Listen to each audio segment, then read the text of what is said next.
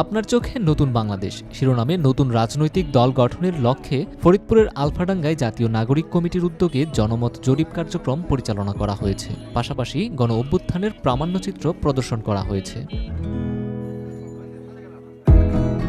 বৃহস্পতিবার বিকেলে আলফাডাঙ্গা সদর বাজারের চৌরাস্তায় অস্থায়ী বুথ বসিয়ে এই কার্যক্রম শুরু করা হয়। বুথে একটি টেবিলে সাজানো হয় নির্ধারিত ফরম। ওই ফরমে দর্শনার্থীদের জন্য ছিল বিভিন্ন প্রশ্ন। ফরমের প্রশ্নে ৭ নম্বর পয়েন্টে লেখা আছে, আপনার মতে কোন ৩টি কাজ করলে দেশ বদলে যাবে। এর পরের পয়েন্টে ৮ নম্বরে লেখা আছে, নতুন রাজনৈতিক দলের কাছে আপনার জীবনের সমস্যার সমাধান চান।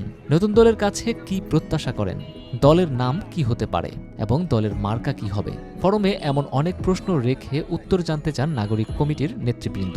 শিক্ষার্থী, ভ্যানচালক সহ বিভিন্ন পেশাজীবীর মানুষকে এই ফরম পূরণ করতে দেখা গেছে। এরপর সন্ধ্যার পরেই এক স্থানে জুলাইয়ের গণ অভ্যুত্থানের প্রামাণ্য